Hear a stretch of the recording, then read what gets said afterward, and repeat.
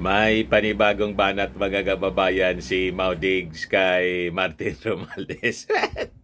Pero actually, yung dati man lang, yung issue sa confidential funds ng kanyang anak na si Inday, inulit niya uli mga kababayan doon sa programa nila ni Kibbs sa SMNI. At may panawagan siya sa COA. Yung dati niyang challenge sa COA mga kababayan, pati sa oposisyon, wala na daw kasing opposition ngayon. Ito mga kababayan si Maudigs, open all financial records through the DARES COA. Yan ba ang demokrasya? Duterte questions opposition sa silence. Walang tumitiraan niya sa gobyerno. Gusto niya mga kababayan na may tumitira sa gobyerno. Ngayon na wala nang tumitira, siya na yung bumabanat mga kababayan sa gobyerno. At ang gusto niyang durugin po, si Martin Romualdez. Si Martin kasi yung pinag-iisipan nila mga kababayan na posibleng makalaban ni Inday sa 2028. Napaaga mga kababayan talaga yung politika. At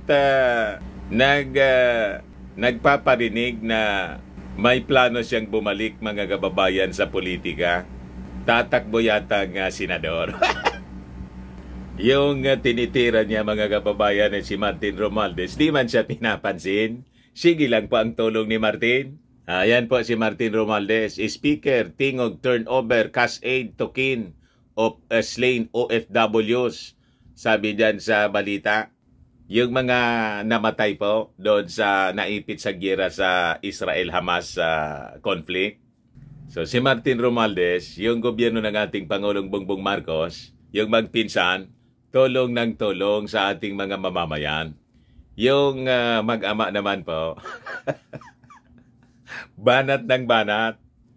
But before ko mga kababayan na ibigay sa inyo yung complete story, click subscribe mo na dito sa ating YouTube channel. And hit the notification bell para lagi po kayong updated ng mga kaganapan dito sa ating bansa at sa buong mundo.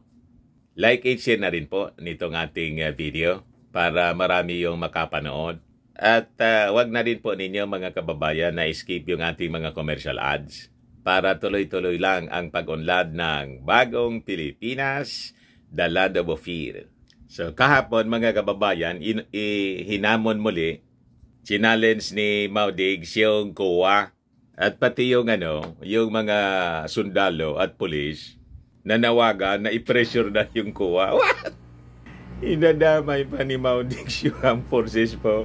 Dami pong ginagawa yung ating armed forces. Yung protection ng ating territory na pinabayaan ng kanyang gobyerno noon. Kaya tingnan ninyo, na-embolden yung mga barkada ng Chinese. Gusto na kasi ipamigay yung West Philippine Sea. At tayo, gawin na niya ninyo kaming province.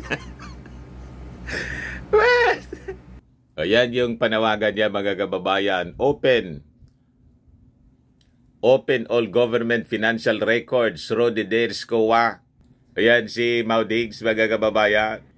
Niya Mr. Maravillas yung tingin mo sa panawagan ni Maudigs. Bakit naman po mananawagan siya sa COA na noong kanyang panahon, di man siya naniniwala sa COA? Pati yung COA, nung nasa poder pa siya, Pangulo pa siya, inaway niya. Hindi man siya papatulan nito. Tapos ngayon mga kababayan, mananawagan siya ng audit. Hindi man po siya naniniwala sa audit. Grabe naman na niya, Mr. Maravillas. Ipakita ko sa inyo yung mga balita noong kanyang panahon. Gusto niyang ipa-audit yung Kongreso. Unahin daw siya, sila ni Inday. Tapos isunod po si Martin Romualdez. Politika po. So, ito yung mga balita noong panahon niya mga kababayan. Hindi man siya naniniwala sa audit. Report ng ABS-CBN. Sabi diyan, Duterte tells cabinet secretaries to ignore COA. So hindi siya papatulan mga kababayan ng mga taga-COA. Report ng Philippine Star, Duterte orders government agencies to ignore audit. O yan po, Manila Bulletin Report. Duterte asks cabinet executives to ignore COA reports. Wala namang mangyari dyan. Yan pa, report ng Inquirer, Duterte to COA, stop flagging agencies. Yan pa, Duterte jokes, let's kidnap, torture COA personnel. Ayan, January 8, 2019. Ayan pa, Duterte jokes, post COA auditor in Ilocos Norte, down the stairs. Ayan po. ABS-CBN, Duterte tells cabinet secretaries to ignore COA reports. Wala namang mangyayari dyan. Yan report ng Inquirer, Duterte to COA, stop flagging agencies. Don't publish report, August 17, 2021. Paano siya ngayon papatulan, mga kababayan, pakikinggan yung kanyang panawagan sa COA? Hindi man siya naniniwala sa COA po. Pati yung COA, inaway niya, siniraan niya. Gusto pa itulak sa hagdan at ipakidnap. Kahit pa joke-joke yun po, mga kababayan, in bad taste po. Kaya nawalan siya ng credibility. Ngayon, nananawagan siya pati sa police at sa armed forces natin, tumulong na daw, i-pressure para buksan yung libro, mga kababayan ng Kongreso, kasi inaaway niya si Martin Romualdez matapos magsumbong, mga kababayan, si Inday nang tanggalin po ng Kongreso yung confidential funds ng Vice Presidente.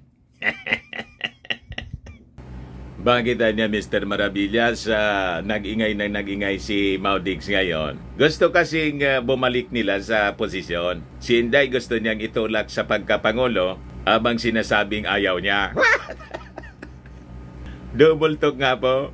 Tapos gusto niya, mga kababayan, na tumakbo sa pagkasenador. Yan ang sinasabi noon. Kasi wala na daw oposisyon. Natunaw na, wala nang magsalita laban sa gobyerno. Araw-araw po may nagsasalita laban sa gobyerno. Ang dami na nga pong nagsasalita. Dumagdag pa siya. Di ba? Yung mga dating kalaban ng Marcos, yung mga Dilawan at saka mga leaf-leaning, sige man lang po ang daldal. Pagkatapos, dumagdag pa siya. Sabi dyan sa balita ng Tribune, former President Rodrigo Duterte said Commission on Audit should conduct transparent financial audit daw sa lahat ng ahensya ng gobyerno. Sa kanyang weekly program sa SMNI kahapon ng gabi, he said COA should prioritize the audit of the Office of the Vice President held by his daughter Sara and himself. Ayaw ngang sabihin po yung detalye kung paano linunog yung 125 million in 11 days. Di ba? Imbis na magpaliwanag po, inatake niya yung Kongreso. Pagkatapos, sasabihin niya, nananawagan siya sa Commission on Audit. Paano siya papatulan ng Commission on Audit? Na yun, nung panahon niya, inaway niya yung mga taga-COA. Sabi niya, unahin nila ako, pati kay Sara. Make it a priority in COA should come up with a public statement to this challenge. Gusto mo nga iulog sa itulak sa hagdan nung panahon mo? I'm not asking you, COA. I am challenging you to initiate opening all government records, especially the finance side of it.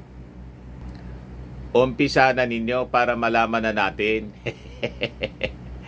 Start it now so we can find out, or I will go to the Supreme Court or the Ombudsman. Sabihin ko sa inyo, Ombudsman, kindly tell them that there is a constitutional mandate and a Filipino citizen is asking to be guided by what the books are all about. Di sinong pumipigil sa yung pumunta sa Supreme Court, sa Ombudsman? Pumunta ka na. Di ba? Nangyayari ngayon, pumunta ka kay Kibs. para magpropaganda laban kay Martin na tutok sa trabaho. Sabi niya, let us not debate that. Just open the books. No more talk. Show us where the money is and how it was. It was spent by all government officials, us, me, and the Congress. Yung target niya man sana po, magpropaganda laban kay Martin.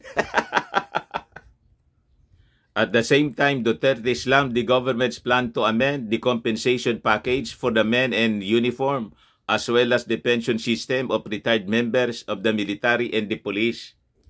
I'm not being a hero to the military. I'm not being a hero to the police. I gave it to them because I pity them.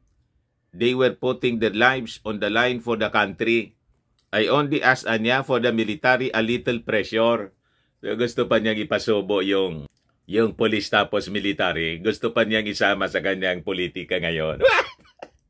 Huwag ninyo pong pakikinggan kasi tingnan ninyo yung nangyari sa kaso ni Dilima. Nasadlak sa problema yung mga witnesses. Ngayon, nagsipagbaliktaran na. Di ba? Tapos na po yung panahon ni Maudigs. Huwag ninyong isusubo yung inyo pong yung inyong trabaho. Ba't kayo makikialam dito sa Commission on Audit? Hindi man ito kasama sa inyong mandato po.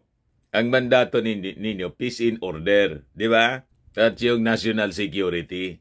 Ito sa trabaho ng Commission on Audit, di magreklamo siya. Sabi niya, lalapit siya sa Supreme Court, pati sa Ombudsman. Di lumapit na siya. Ba't pa kayo idadamay? Sabi diyan, I only ask Anya for the military a little pressure. After all, we have a democratic process. Everybody can pressure the government to do what is right and fair. That's how it is, sabi po ni Maudigs. Parang he is short of calling the military to intervene, to rise. Kulang na lang sabing magkudita kayo. Di ba? Lumaban na sa gobyerno. Sabi rito, maybe if you see how the money is being spent wantonly by Congress, then maybe it's your decision. See first what the mess is all about. Gusto niya mga kababayan na may gumalaw sa military at sa police. Parang yung ginawa ni Trillanes siguro nung panahon ni GMA. What? Illegal po yon ang mga ganong panawagan. Sabi niya rito, the government should not take away what it had duly given the military and the police. You gave it, then you'll take it back. Madaling sabi, nanggagatong sa military, saka sa police, mga kababayan si Maudigs ngayon. So, kailangan talaga, mga kababayan, na yung confidential funds ni Inday, ibigay sa ating mga national security agencies para isama sa surveillance. Itong mga tulad ni nanggagatong po, di man dapat yun sinasabi ng isang dating leader. Kung may reklamo siya, mag-file siya ng asunto. Sa husgado dapat po. O doon nga sa sinasabi niya, sa Supreme Court or sa Ombudsman. Kaya lang yung challenge niya mga kababayan sa Commission on Audit, sigurado hindi man po yun papatulan ng taga-COA kasi galit sa kanya.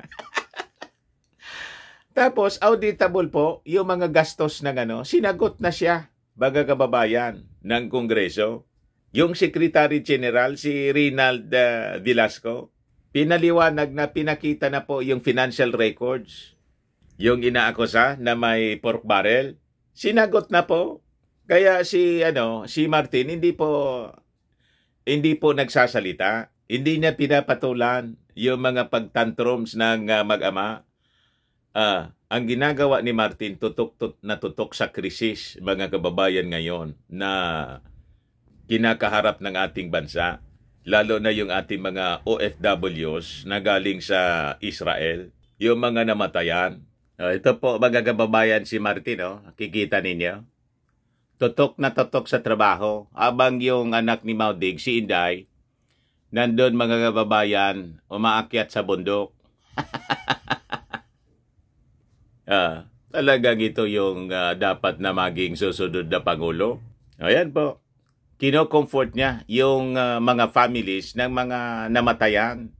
Sabi diyan, Speaker Martin Romualdez personally hands over 500,000 financial assistance to the parents of Paul Vincent Castelvi, OFW from San Fernando, Pampanga, one of the 3 Filipinos killed doon po sa Israel-Palestinian conflict. That's over and above, mga kababayan, doon sa nauna nang ibinigay ng kanyang party list ng kanyang asawa na 1 million yata doon sa tigga pa 500,000 doon sa unang dalawa na namatay. So sabi diyan, at the same time, 2 separate teams from the office of the Speaker and Tingog party list also delivered the same amount of cash aid to the families of caregivers Loretta Alacre of Negros Occidental, Angeline Aguirre of Pangasinan, who were also killed during the Hamas attack in Israel. Yung 500,000 po, personal fund po iyon. Personal na pondo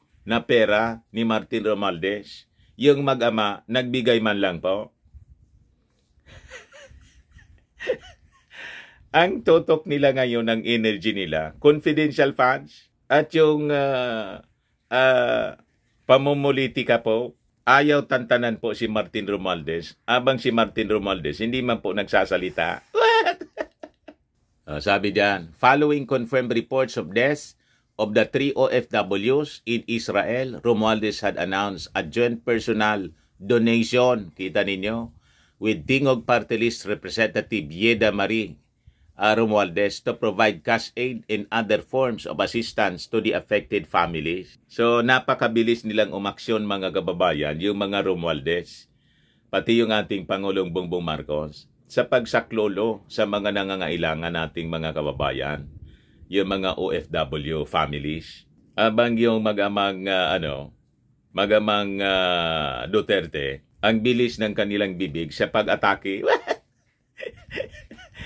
Sa paninira pa. So sabi diyan, no amount anya of assistance can truly compensate for your loss. But we hope this small gesture will help assuage your grief and alleviate some of the financial burdens you are facing during this difficult time, sabi po ni Romualdez sa Castelvis family.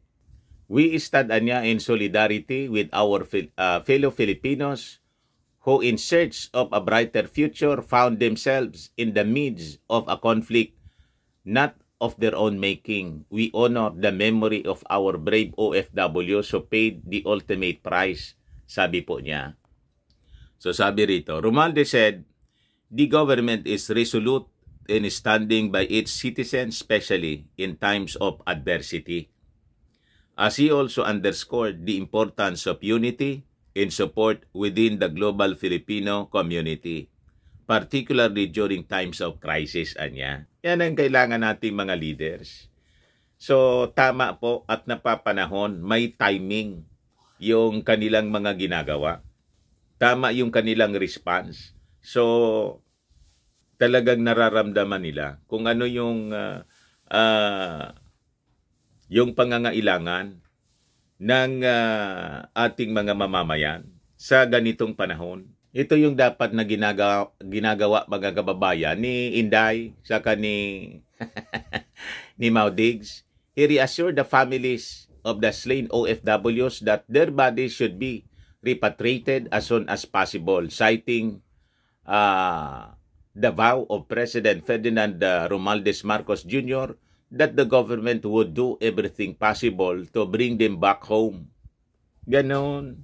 Si Inday po namundok. Nandun nagpa-picture-picture sa tuktok ng Osmeña Peak sa Cebu. Nagre-relax lang. May mga nag-comment po sa ating video. Si Inday Anya, parang sinaniba ni Linlin.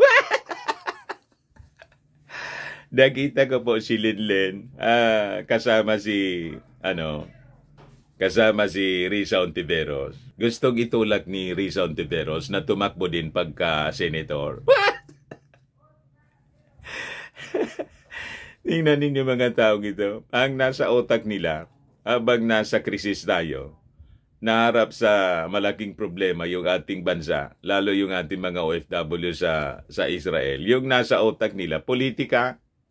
So sabi rito, President Marcos earlier said the government is just awaiting the opening of the humanitarian corridor in Rafah border to safely repatriate over 100 Filipinos in Gaza willing to come back home, as well as the bodies of the slain OFWs. So yan po, mga kababayan, si Martin Romualdez, tutok na tutok. Ayan yung mga look, Mrs. Erlinda P. Aguirre, mother of killed OFW Angeline Aguirre during Israel-Palestinian war, express her thanks to Speaker Martin Romualdez and Tingog Party List Representative Yeda Marie Romualdez for the assistance received by the family. Mrs. Erlinda further pleaded for help to swiftly and successfully bring Angeline's body from Israel. So, ganon mga kababayan, dapat ang ginagawa ng ating mga opisyal, hindi yung pamumulitika ni Mau Diggs at ni Inday po na hindi matunawan sa confidential funds. O gayon, dumating na po yung mga OFWs, 16 OFWs from Israel sa NAIA.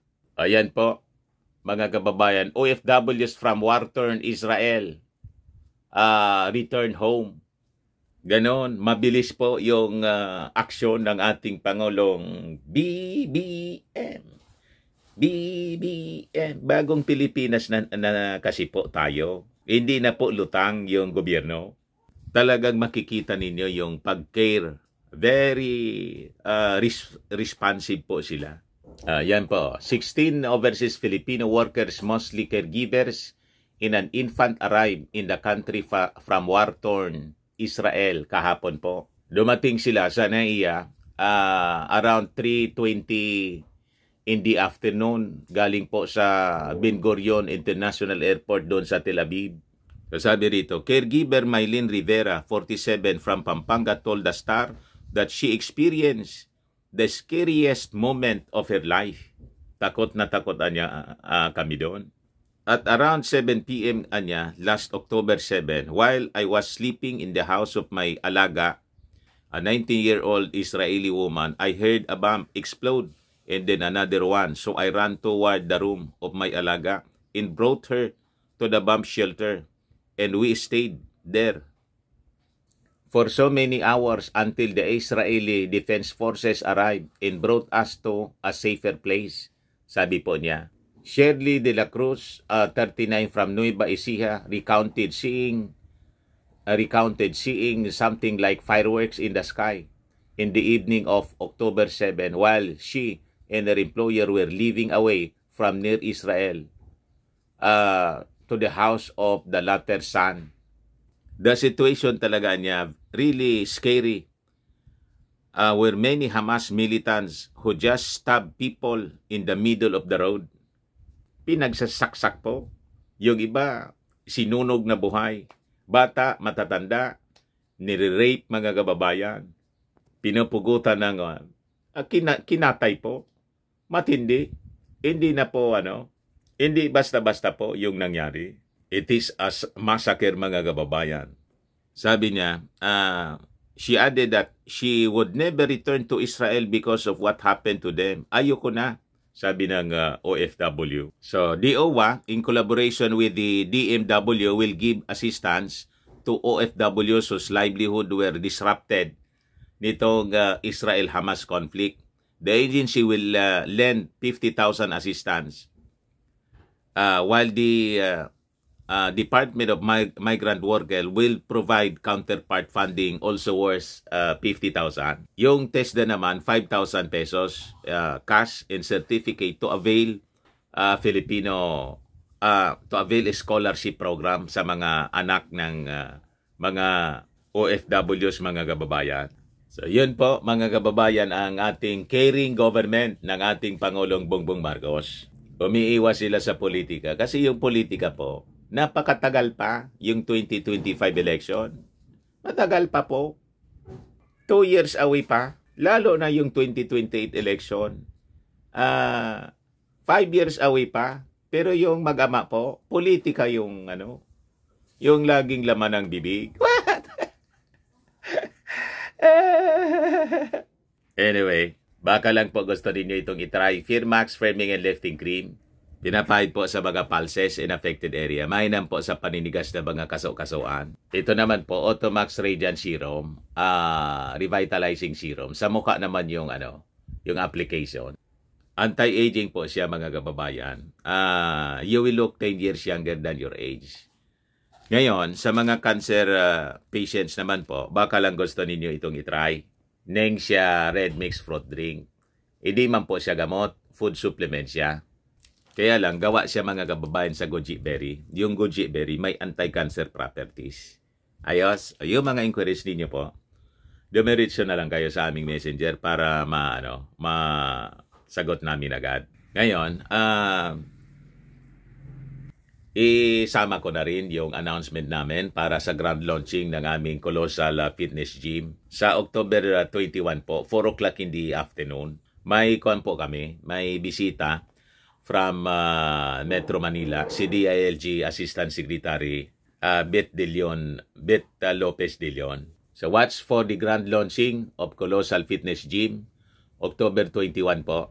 Special guest namin, guest of honor, DILG Assistant Secretary for Community Participation, Honorable Elizabeth N. Lopez de Leon, at saka si First Filipina Chess Grandmaster, Janelle May Frayna. Si Janelle po, kaibigan ng anak ko kasi siya, ni Gilon.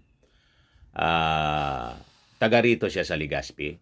Colossal Fitness Gym is located at 3rd floor, Security Bank Building, Lanco Business Park, Legazpi City, Albay. And for inquiries, look for Gilon Maravilla. Sa kanya po ito. So, ayan po, mga kababayan. Ayan po yung pig-ready naming program.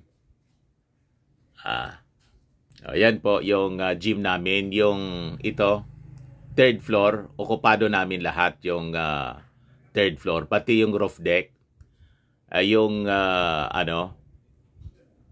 extension ng aming cardio area, yung roof deck, may ilaw na dyan po, napakaganda. Kahapon pa lang na ilagay ng ng aming engineer. Napakaganda yung building po. May signage na rin po, laging may ilaw. Marami na rin po siya na mga members. Maganda, maluwang siya at napakalinis. Ayan po yung mga nag-gym, mga kababayan. Ang lalaki na ng katawan. Ayan ang misis ko, naka-shorts, kasama yung isang client namin. Siya yung may-ari, yung anak ko, si Gilon. Tuloy-tuloy ang registration po. Ayan po mga kababayan. May cardio area din kami sa baba. Ayan po. So, yan po yung office namin. So, maluwang siya. Lalagyan pa namin po siya after the launching ng additional gym equipment. Diyan po nag-office si Mrs. Ayos. Imbitado namin po kayo, mga kababayan ko, lalo na siyempre yung mga malapit dito sa amin sa Albay at sa Bicol Region. I think kami yung pinakang malaking gym na ngayon in the area. Tiningnan ko kasi, umikot ako sa mga existing gym. Kami yung may pinakang malaking area. Kaya hindi siya siksikan. So yan man lang po mga kababayan. Ako po si Dante Maravillas. Bye-bye. God bless.